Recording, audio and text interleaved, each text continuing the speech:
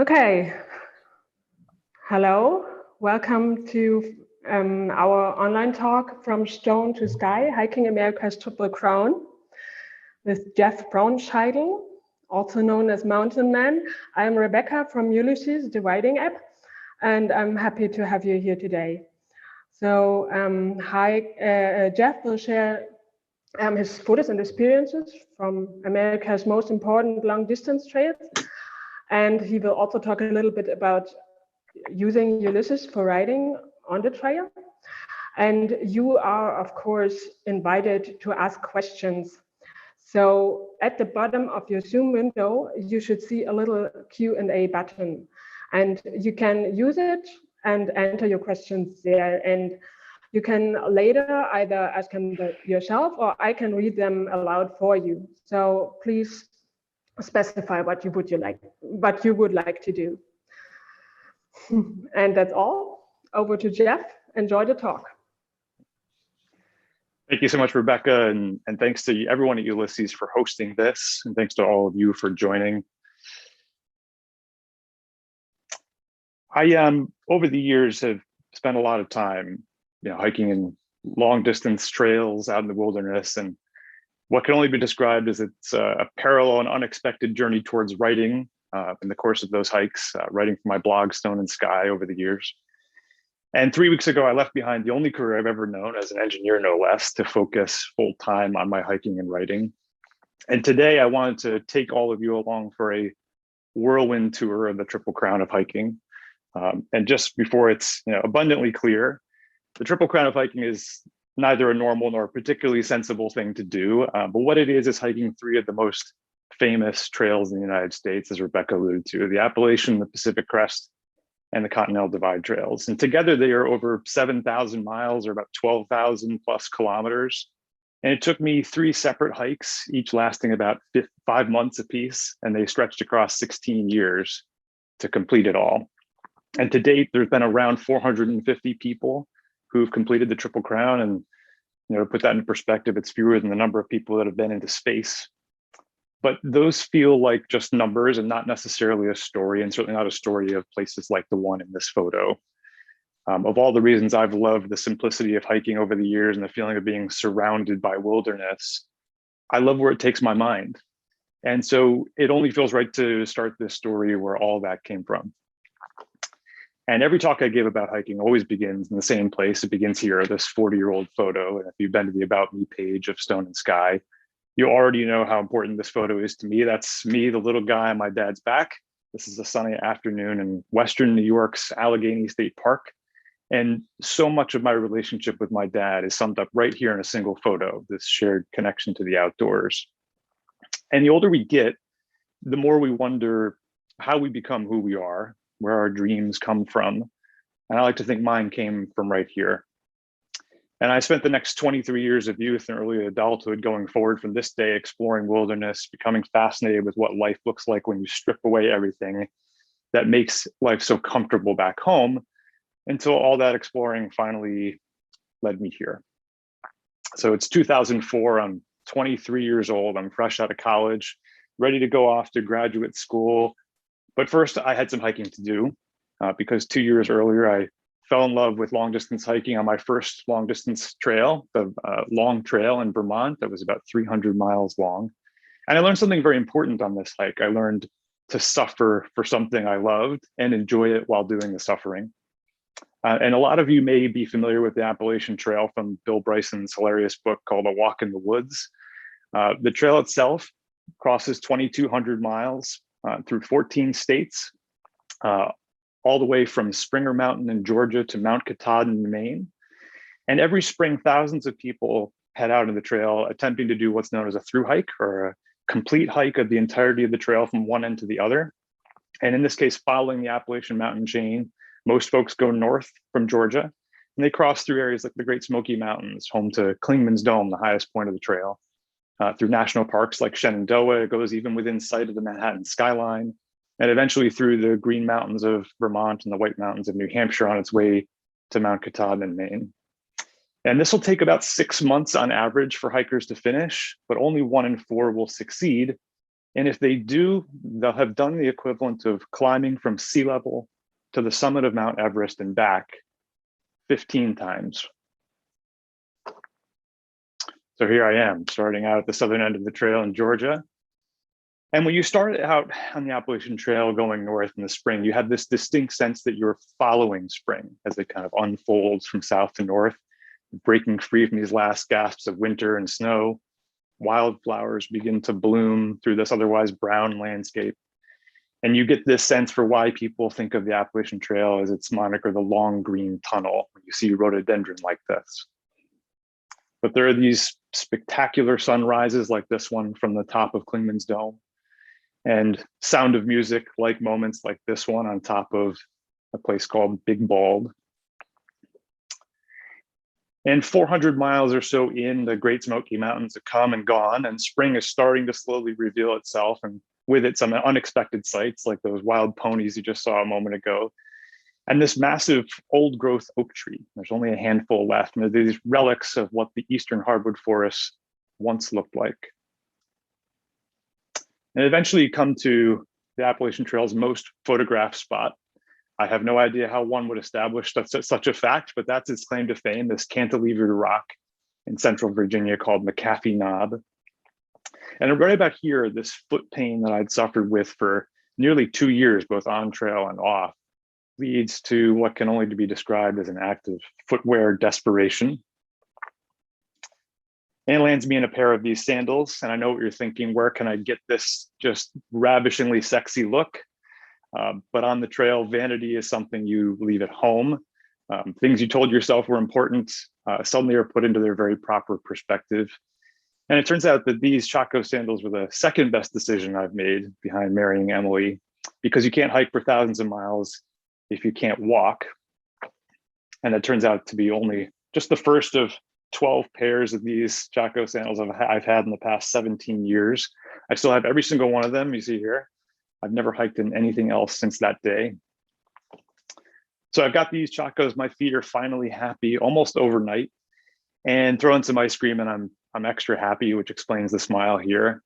The irony of this moment is that just days beforehand, I'd crossed the 1,000-mile mark of the trail, which seems like this impossibly far distance to have walked, until you realize you're not even halfway. And there's really some mixed emotions about realizing that you've done so much and you haven't gotten through half of it.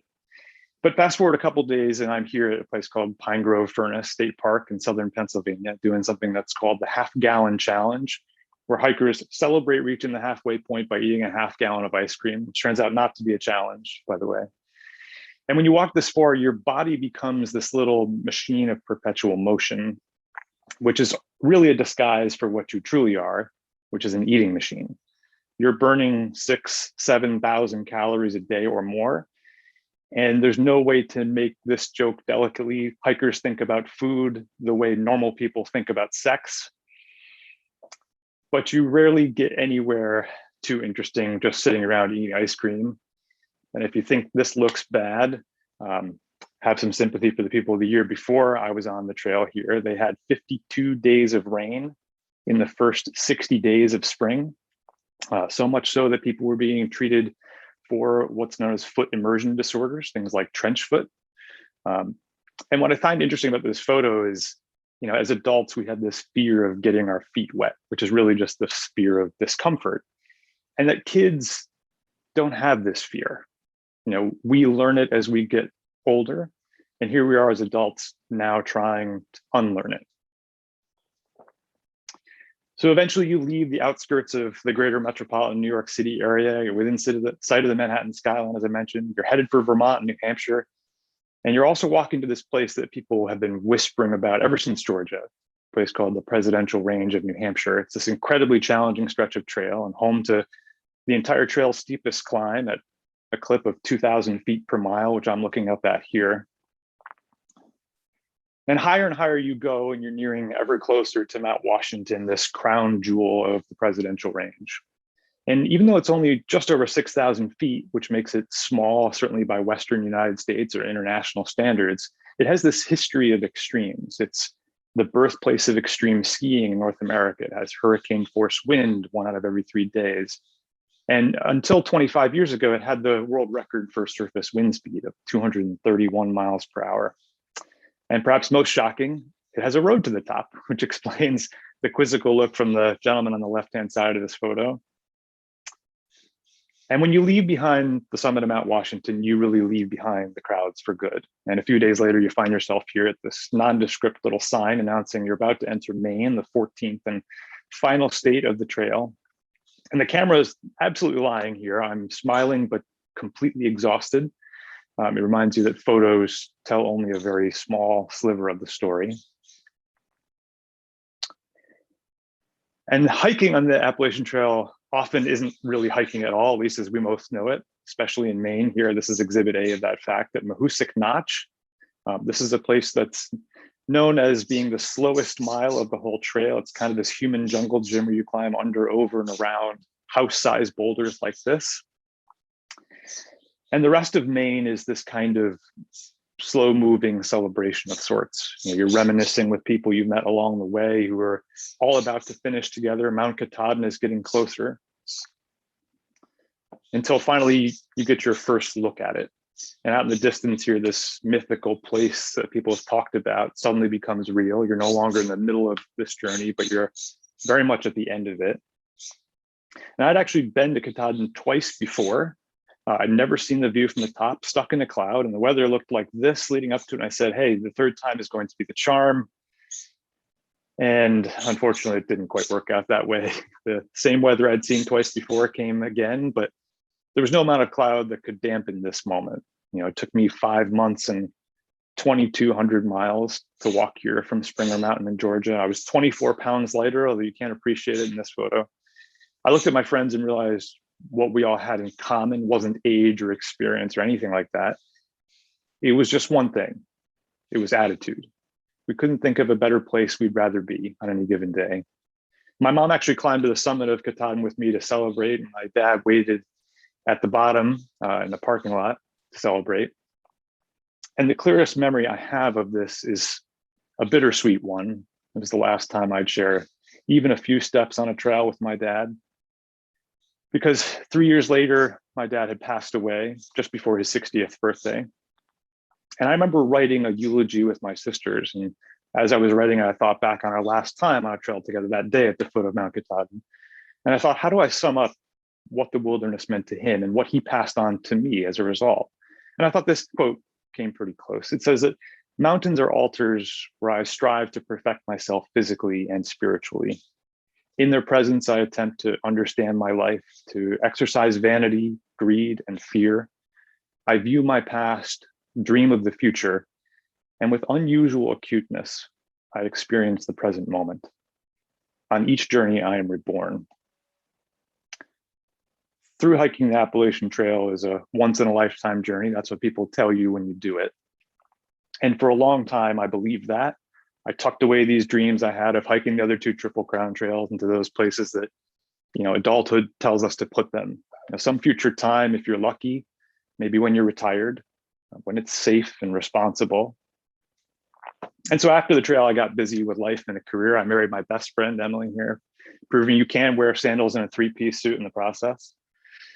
We've been living in Seattle for years at this point. The Pacific Crest Trail was right in our backyard, and making sure that I hiked it even made it into Emily's wedding vows. So in the meantime, I had to settle for hikes to places like this, just hardly settling at all. We're in the heart of California's High Sierra on a trail called the John Muir Trail here, where the blog Stone and Sky gets its name, and it's not hard to see why. This is kind of an important place to me because a lot of what you just heard about the Appalachian Trail was like the journal entries I wrote at the time. I wrote them on these 3x5 cards every day. They're very paint by numbers, kind of what I saw, what I did, how far I went. And if you've ever gone to read them on Stone and Sky, I'm sorry, they're not that entertaining. And what makes this place important is that by this point, I knew I was going to hike the Pacific Crest Trail the following year. And right here in this place, I knew what I wanted to change. I wanted to change how I shared the story of that hike and those that followed. I wanted to write not just what I saw and did, how far I went, but what these places made me think about wilderness as this fuel for introspection. And I wanted to connect to these hikes to people, no matter where they were or whether they frankly ever cared to do this kind of things themselves. And in the process, people get to know me. And I'm sure like many of you who are writers already know this, any act of creation, writing included, is challenging anywhere that it happens. Out on trail, this is what writing often looks like for me, hanging in my hammock at the end of the day. Despite appearances, I think that there's so much connective tissue between these two seemingly very different experiences, life at home and life on the trail. And the main thread of Stone in the Sky to me has always been to explore those connections. And when you're mentally and physically exhausted, at the end of the day on the trail, it pays to have a tool like Ulysses to help focus what little energy I have left towards writing. So every writer's process, of course, is a little bit different, but often at the center of those workflows are two things: repetition and routine. Those are two things that writing and hiking certainly have in common. So at the end of each day on the trail, when I crawl into my hammock or tent, typically on the heels of hiking for 12, 13, maybe even 14 hours, I want as little as possible to stand between me and the act of writing. So what you're looking at here is a custom shortcut built using the native Shortcuts app on iOS. And thanks to the support Ulysses has added for shortcuts, this dramatically shortens the distance between preparing to write and actually writing. So much of what I enjoy about Ulysses is how it puts the focus so squarely on clearing away the clutter that can so easily distract you from writing. And marrying those features, that ethos, with its support for shortcuts takes this concept even further. I built this custom shortcut leveraging actions that developers at Ulysses have donated to the system. And every day before writing, I run this exactly like you're seeing now. It automates a number of these repetitive pre-writing tasks, tasks that would otherwise easily distract me or derail my attention and drain what little mental energy I have left. It does things like organizes the day's photos into an album in the Photos app. It scales those photos down to the maximum size on Stone and Sky so that it's faster to publish them when it comes time, faster to upload them rather when it comes time to publish. And it then sends those images along with a basic template like this to a new Ulysses sheet. And readers of Stone and Sky enjoy also knowing where I am on these trips. So even though I'm in airplane mode, this shortcut grabs my current GPS location, assembles a hyperlink to those coordinates in Google Earth and tacks them on to the end of the sheet here. So when it's all done, I'm staring at this and I'm ready to put my thoughts into words. And by the way, I'm happy to share this shortcut with anyone who's interested via an iCloud link after the talk. So I'm armed with this fancy new automated workflow, and all I have to do is, go hike on trail and put it to good use at this point. So here we are, we're 12 years removed from the Appalachian Trail, and it's 2016 now. And true to my wedding vows, I'm gearing up to hike the Pacific Crest Trail, or known as the PCT. And it's the complete antithesis of the Appalachian Trail. It's wide open spaces, it's modern, well-built trail with switchbacks. You share it with horses and pack animals at times. There are no shelters, and it's truly a wilderness trail. It's 54% of the Pacific Crest Trail is within a wilderness, more than any other trail of its length in the United States. It's also very different because the challenges are different. You have everything from desert heat to high alpine snowpack, you have altitude challenges, and you have these river crossings that are made dangerous by all the snow melt that happens in the springtime. So here we are, it's May 3rd. We're at the US-Mexico border in the desert of Southern California. I'm here with my friend Proton, who I met in the Seattle airport just one day earlier. If you're wondering, that is not his real name. There's this tradition in long distance hiking where hikers give each other trail names. My wife, Emily, joined me for the first few hundred miles of this trail, and she gave him the name Proton because his outlook and attitude was relentlessly positive. And off you go. You embrace the simplicity of trail life right from the very beginning, where everything you own, everything you need is now on your back. And you get very good about separating preferences from needs. On day one, you walk 20 miles to get to the first water source. And you realize there's only really two needs in the desert: water and shade. And here I've arrived at an abundance of one and a sliver of the other.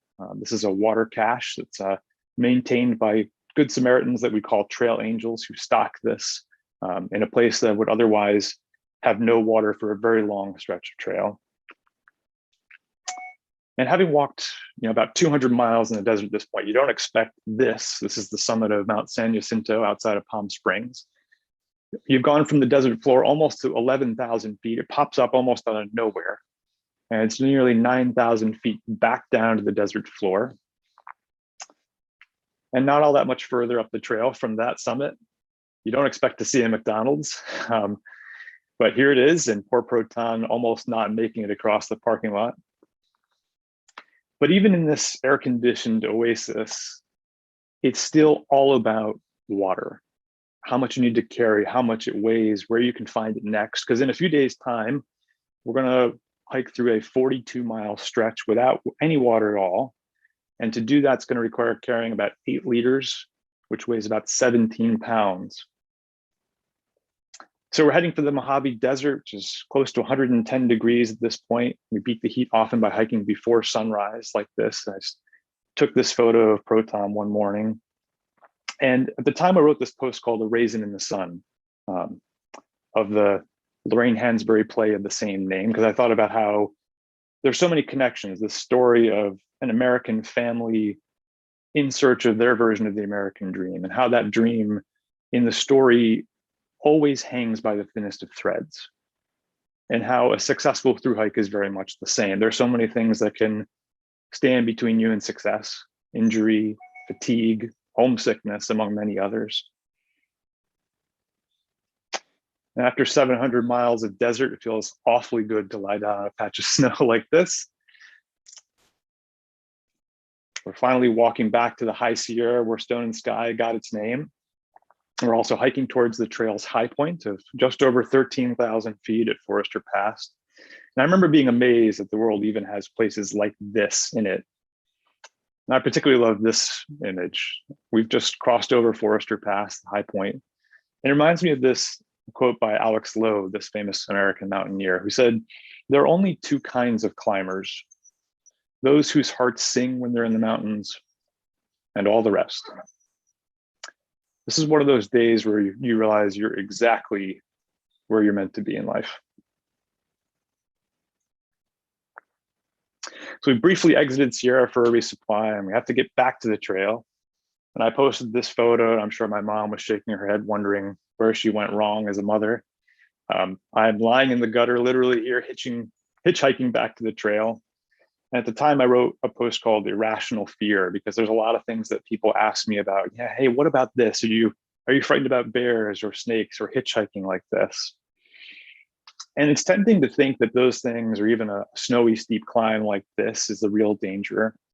But the reality is that the real danger is far less sensational. It's water, which is ironic, right? Because the very thing whose absence had posed such a danger in the desert just weeks before now posed such a danger because it was everywhere. And the very next morning after that crossing I just showed, I stopped and looked at this little tarn acting like a mirror and took this photo. And what struck me was that this little tarn is really what this trail experience is. It's this little mirror, and it holds it up to all of us to see. We see our strengths and our flaws with this kind of unusual clarity. Things that we often work very hard not to see back home. So the trail continues on to the rest of the High Sierra and Yosemite National Park, this mountain range that photographer Ansel Adams called the Range of Light. Around this time, hikers are often experiencing something that we call the California blues. You're watching the Sierra, this highlight of the trail, wind down. You've walked over 1,000 miles, and you haven't even left the state of California. Still have 1,700 miles to go. It's enough to make you lie down right in the dirt and take a nap. And right when you're at your lowest, these guys come along, mosquitoes. I counted them on here. I think I have over 100 on my calf alone. You can extrapolate the rest. It's enough to push your sanity and patience to the limit. And finally, a little over 3 months into the hike, finally make it to our second state, Oregon. And after all the Northern California blues, this is one sight for sore eyes. We're in Southern Oregon here. You're looking down from the rim of Crater Lake into the deepest lake in the United States. It's nearly 2,000 feet deep. It's like looking at liquid sapphire to me. I still find this photo mesmerizing. That's one of my favorite places on the entire trail. But it's as important for the scenery as it is for who I'm with. Because although I'd set out to hike the Pacific Crest Trail alone, I met these three incredible people. My trail friends, Beardo, Sweet Pea, and Gazelle, people I met on the very first day of the hike and spent almost every day since with. So we leave Crater Lake in Southern Oregon, and you're still seeing these wisps of smoke from a smoldering wildfire nearby in the sky. And it's your first reminder that the West is largely a land that is shaped by fire, both in the form of wildfire and volcanoes, decimated forests like these, and then hulking peaks. The Sierra is behind you. You're in the heart of the Cascade Range now. And these giant volcanoes are stretching off into the distance, one right after another. And they're kind of leading me home to Washington. And around one of those volcanoes here, Mount Hood, my mom joins me for a few days, just as she had on the Appalachian Trail. On the trail, she's known as Mountain Mom. And seeing her and Emily, these reminders of home, I started to have these kind of existential quandaries, like, what is home? Where is home? Is it the place with four walls, a roof, and a bed? Or is it right here on the trail? And on my mom's last day with me, we passed behind a waterfall and eventually arrived here at this place called the Bridge of the Gods. This spans the Columbia River that separates Oregon from the final state of Washington. And if you've read the book Wild by Cheryl Strayed, this is where she ended her Pacific Crest Trail hike. And on September 1st, we entered Washington and promptly watched what up to then had been a sun-kissed hike for 4 months quickly melt away into 25 days of rain and snow this late summer, giving way to what can only be described as an angry autumn. And when you're wet and cold, you have this extra time to live inside your own mind. And writing each night from the warmth of my sleeping bag became this exercise in reflection, something I rarely took the time to do at home, just me and the screen of my iPhone on Ulysses. And I found that if I struggled to write and felt like nothing happened, I just really hadn't been paying attention. And just like the lead up to Mount Katahdin on the Appalachian Trail, I'm watching these last grains of sand run through the hourglass of this hike. And on the inside, your emotions are kind of like this bridge. They're complicated because you're struggling with this question of, how should I feel about all this coming to an end? Should I be happy, sad, excited, relieved? And what comes next? Can I really go back to quote unquote normal life after this? The North Cascades of Washington are known as the American Alps. And it's easy to see why from a perch like this. Out there in the distance, not far, is Canada. And whether I was ready for it or not, this almost imaginary place that had been for so long lived only in my mind was about to be very real. So around some completely nondescript bend of trail, there it was, like someone had taken a giant lawnmower and mowed it straight through the forest. And right in the middle of that was a collection of these wooden posts, this mirror image of what we saw 2,700 miles earlier at the US-Mexico border. And in my last post to Stone and Sky from the PCT, I liken this moment to an Impressionist painting, like how distance resolves an Impressionist painting into something you can understand. You have to back away from it.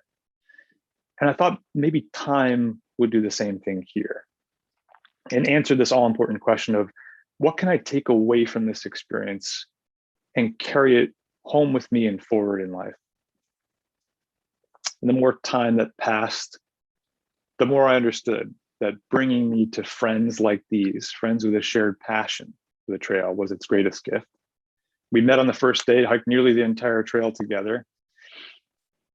There's this saying on the Appalachian Trail that the people are the trail. I had to hike the Pacific Crest Trail to realize that it was true.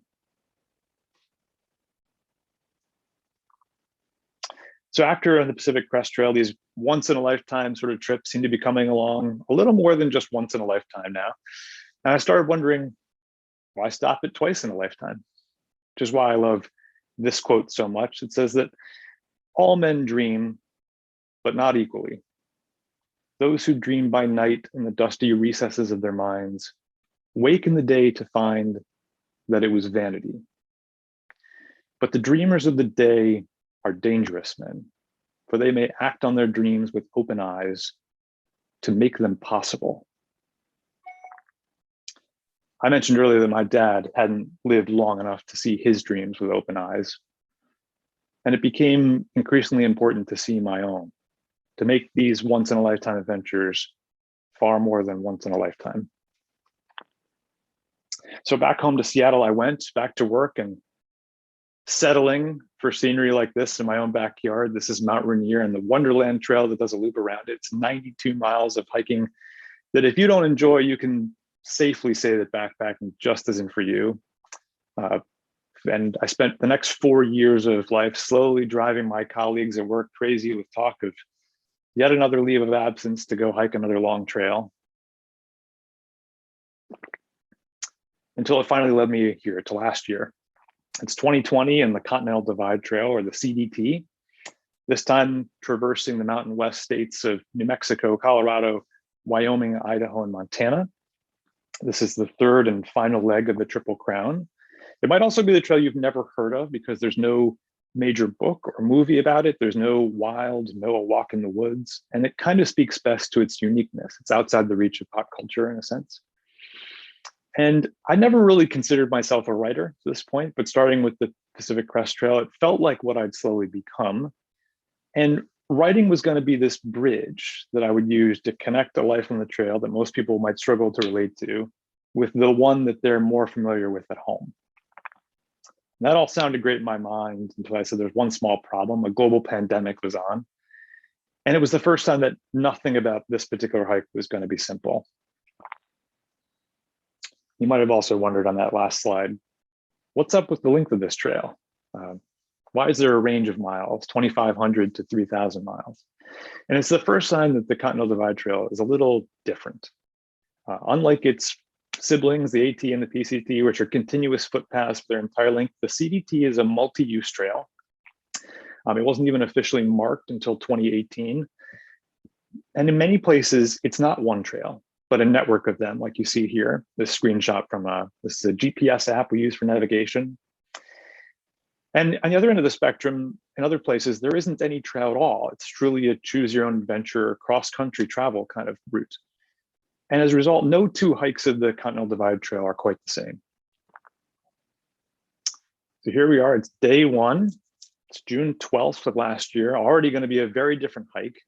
And you can tell that in this photo because we're not in an international border. We're not on the summit of a mountain because with the pandemic, we debated whether even to do the hike at all. And we ended up delaying the start of it from April to June. And what that meant was that it would be too hot in the deserts of Mexico, in southern New Mexico, to go straight north from the US-Mexico border. So instead of the other trails where I've had the luxury of going in a single direction and from one end to the other, this would be a sequence of what's known as flip-flops.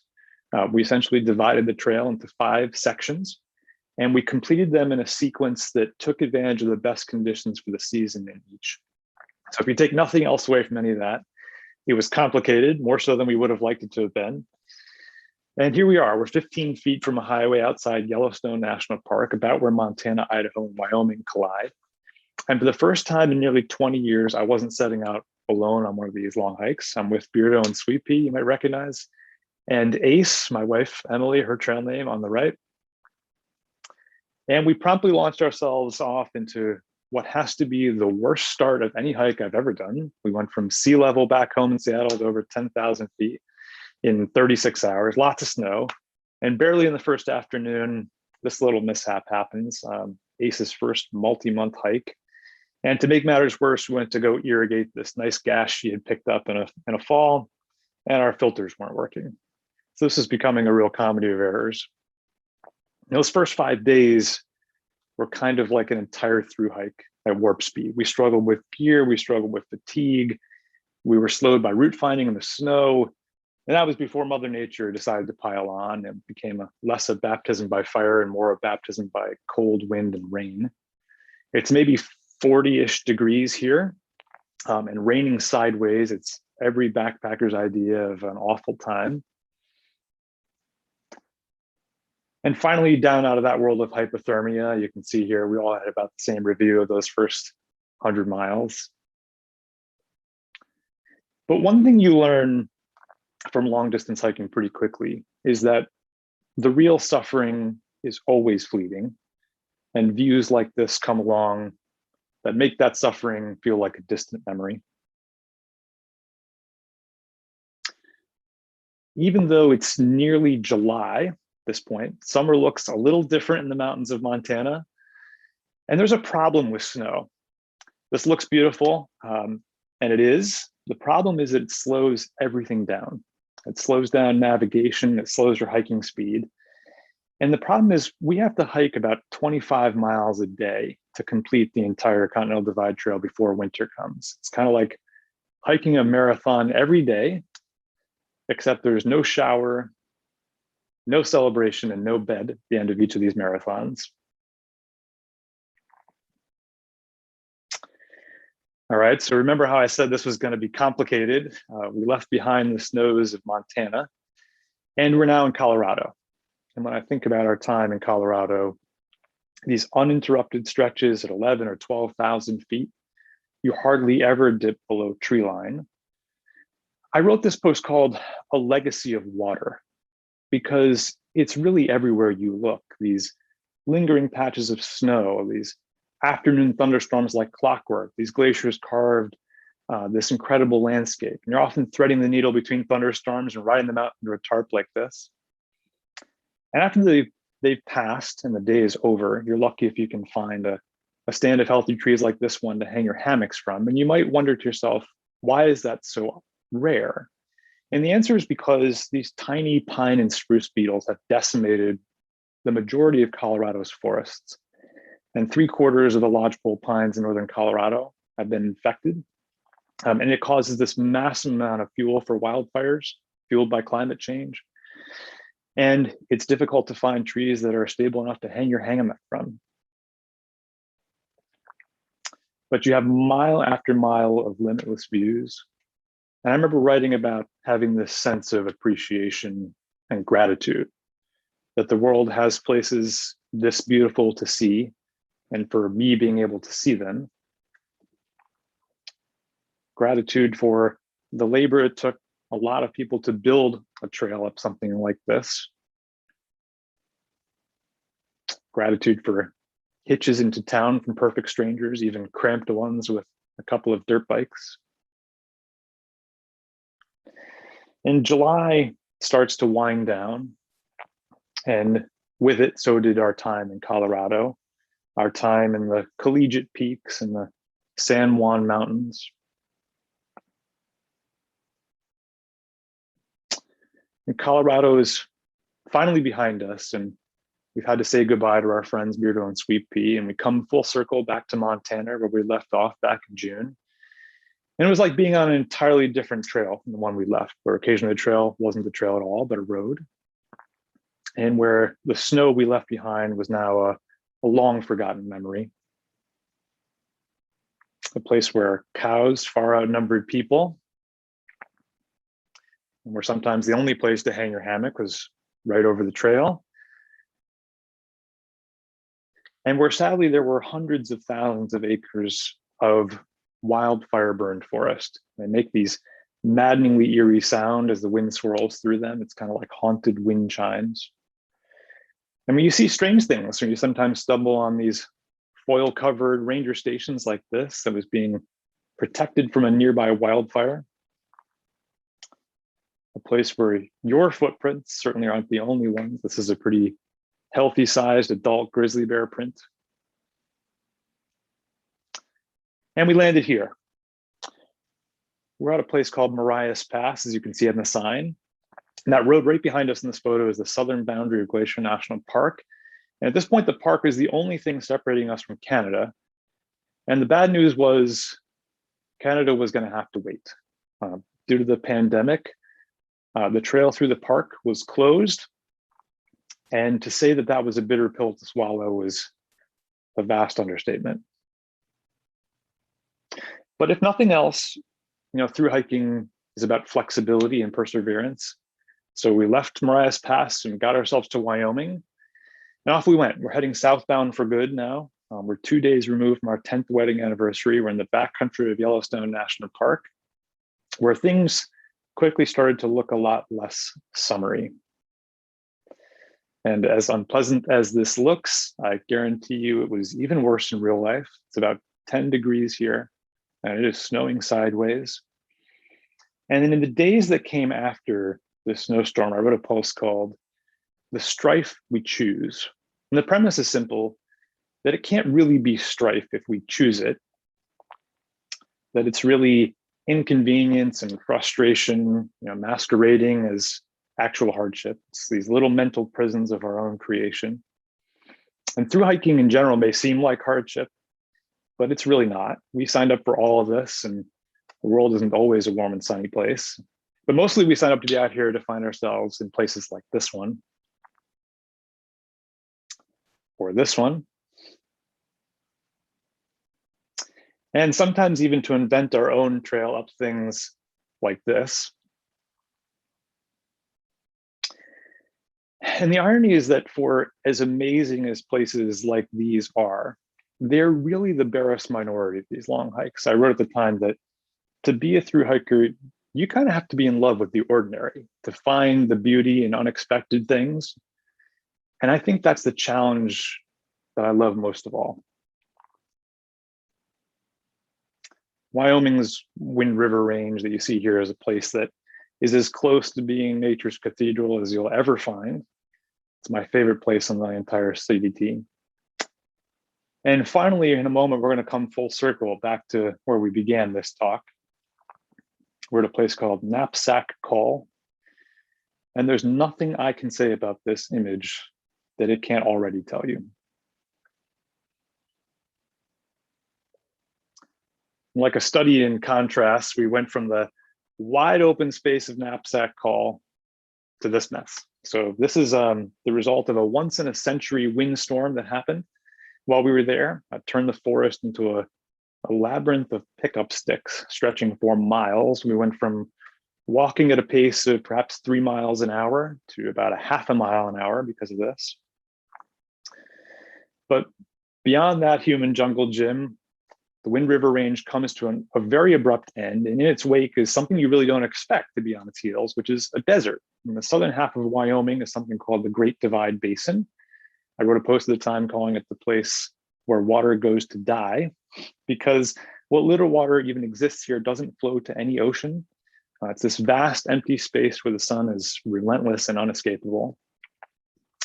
And we left a resupply stop a couple days before this photo. A woman said to us, "There's beauty out there. You just have to look for it."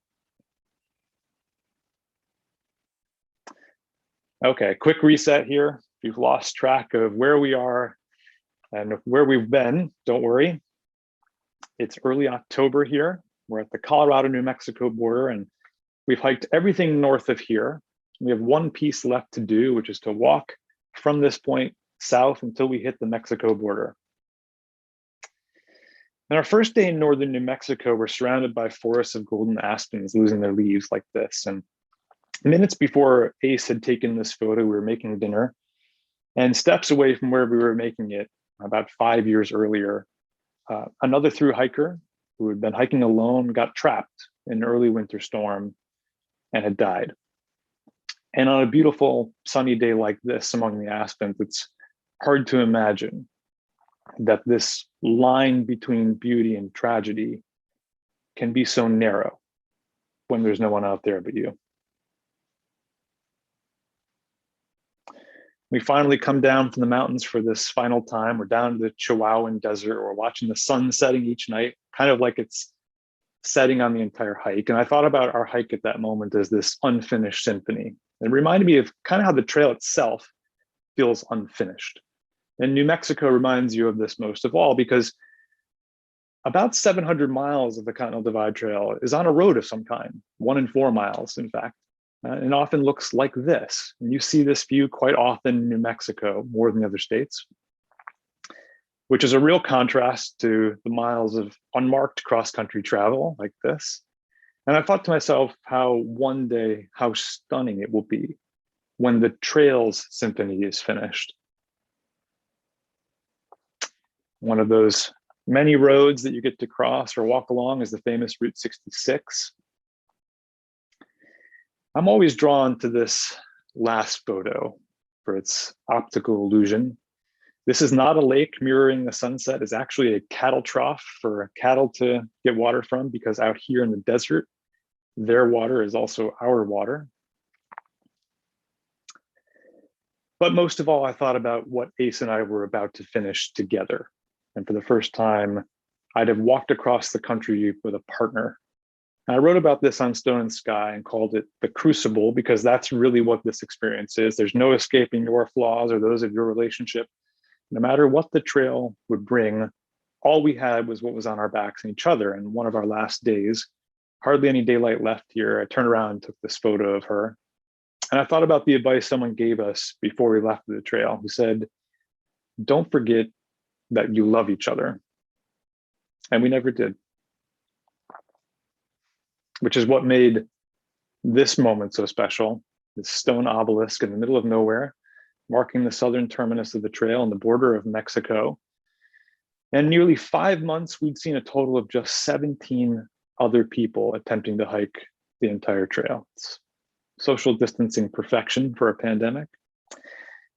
And as much as all I could think about in this moment was being off of my feet and drinking champagne, I know that ultimately the desire to do it all over again will eventually become inescapable. This addiction to challenge, to perseverance, to the trail and to its freedom. 3 trails, 7,300 miles stretched across 16 years. But I hope you see now why those numbers mean so little, that the story those numbers tell isn't nearly the story that matters. That hiking as a child on my dad's back opened a door that could never be closed. That there will always be another trail to hike. And that to know these stories is to know me. But I'll leave you with this. You don't have to hike the Triple Crown to learn what the wilderness can teach you. I think John Muir had it about right when he said that I only went out for a walk and finally concluded to stay out till sundown. For going out, I found, was really going in. If you're ever short on inspiration or just want to be reminded of what it's like to stand in awe of the world and of your place in it, you might just find what you're looking for out there. And if you want to learn more about these hikes or the ones still to come, I hope there will be many, please send me an email, subscribe to stoneandsky.net. But most of all, thanks to all of you for joining me today. Thank you very much. Thanks, Jeff. Thank you. This was Thanks, a Rebecca. wonderful and inspiring talk. So happy to answer any questions if you or anybody else has them. Yeah, I do have a question. Could you say a little bit about equipment? I saw you in those Chaco sandals all the time, and I was wondering. I was always told that for your ankles, you have to wear hiking boots on long walks. And also, I saw the hammocks. Did you bring a tent? Please say, what sure. do you think is essential? Absolutely. We could spend a whole other talk just talking about gear. And the answer is a lot of it is personal preference. The first part about the sandals, it's unusual. I love them, obviously, as you could tell. I can't imagine hiking in something else. And you saw the crazy photos of me hiking them in snow. I don't pretend that this is for everybody. I think this works for a lot of people. I mean, frankly, the attractiveness of wearing a sandal on a trail is mostly when things are particularly wet. If you think of a heavy duty boot, it is heavier. But what moisture does get inside is very hard to dry over time. Whereas an open-aired sandal, obviously, if I walk through water, I'm going to get wet instantly, but will dry very rapidly. So this tends to be better for me in terms of foot comfort. I also find that the supportive sandals is much better than what I can find elsewhere. They're just more comfortable in general. People tend to have less blister problems with them because the moisture can air itself out so readily. As far as the hammock goes, I don't think it was in that photo I showed of me writing in the evening, but we typically pair the hammock with a tarp over it. So they're separate items. If you're under the stars and you think the weather is going to be good, go ahead and don't bother pitching the tarp and you can see the stars, or put it up if you think there's going to be weather. We actually switched, and you saw in some of the photos, you saw tents. We switched to a tent in the Great Divide Basin of Wyoming simply because there were no trees to hang from. And we stayed with the tents really from there all the way to the end, because New Mexico is largely the same. It's difficult in the southern half of New Mexico to reliably find trees to hang a hammock from. Mm-hmm. I slept in a hammock for a couple of times, and it was really uncomfortable, but okay. I also wanted to ask, which other trails do you dream of hiking? Do you want to hike trails in Europe or in other continents, or are there any in the US that you dream of hiking next? The answer is yes to all of those. I know I wouldn't be surprised if Emily and I ended up hiking the Triple Crown a second time so that she had the opportunity to do the other two trails. There are others that are less traveled, like the Grand Enchantment Trail or the Hayduke Trail. Those are in the southwest of the United States that get very little foot traffic that I'd love to do. There are some in Canada, several in South America, and I think Nepal is probably at the top of our list to do some hiking if we can get there. And that's my hope, is that post-pandemic, as the world opens up and freed from our careers, we have time to go see some of these places. And Europe is certainly on the list as well, Rebecca. I know we've heard nothing but great things from friends of ours who've been to Europe to do some of the hikes, around Mont Blanc, through the Swiss Alps, the Dolomites. We've been there once ourselves, and it's been one of our favorite places. We'd love to get back to it. Great. Did you ever on the trail experience real fear? Wow, that's a great question. I suppose the answer depends slightly on what you consider to be fear. I'll answer it in a couple of ways. Fear of animals, no. Fear of not finishing, not really. There are a couple, there's a handful of low moments mentally where you feel like, boy, this is such a long trip. Am I really going to be able to make it? But they tended to be fleeting. Fear of, I think I was perhaps most fearful when I connected with some of my friends, and we had different levels of experience in some of the snowy places I showed photos of. And I was perhaps a little more fearful of whether they were collectively going to be able to be comfortable enough to traverse some of those conditions, having never been in them before. I'd spent a lot of time as a kid being in the outdoors, eventually climbing and doing mountaineering. So all those things were very comfortable to me. But a lot of the hikers you see, particularly on the Pacific Crest Trail these days, some of them have never done a backpacking trip at all in their lives. And I was more fearful of seeing, how they would navigate this and whether they would be able to. And collectively, obviously, we all did it together. I would say the closest thing to fear is crossing some of those snowmelt swollen streams. It is shocking how powerful and dangerous the water is. And I think it's overlooked. People think of, hey, I'm going to climb that really snowy thing and that's going to be dangerous. And it can be in the wrong conditions if you don't do it at the right time of day. But the snowmelt surprises you. You don't think much of just wading across a river until you realize it can sweep you away. And that's probably the most fearful objective thing on any of these hikes. Mm-hmm. Mm-hmm. What would you say, which of the trails of these three trails is the most difficult or the most easiest? The easiest? Well, I'll tell you this. I don't know if it came through, and I didn't say it explicitly when I showed the slides of kind of some of the basic stats of the three trails. So the Appalachian Trail is the oldest and the shortest of the three, but physically is the most demanding. which is surprising to some folks because they think, well, the Eastern United States, those mountains are much, much smaller than what you'd find on either the Pacific Crest or the Continental Divide Trails. But the hiking, the trail itself predates modern trail building techniques. So it tends to go straight line distance from point to point. So it goes straight up and over everything in its path. The trail is often on your hands and knees and slow. So your risk of injury is greater. And even though it's the shortest, it has the most elevation gain and loss, despite being hundreds of miles shorter than the other two. So I think physically that's the hardest. I think that comes as a surprise to people often. If you have no navigation skill, the Continental Divide Trail is going to be pretty intimidating because, like I had mentioned there briefly, that there isn't really one trail. And sometimes there's no trail at all. Even though I mentioned the Continental Divide Trail Coalition has claimed to have marked the trail in its entirety 3 years ago, there are hundreds of miles of stretches. You will not see any marker of any kind to tell you you're on a trail or even near one. So it depends on what your poison is. Physically, the Appalachian Trail is the hardest. Probably the toughest overall challenge is probably the Continental Divide Trail. My favorite is probably the Pacific Crest Trail because it's a perfect trail and perfect weather, and the mountains and conditions are beautiful.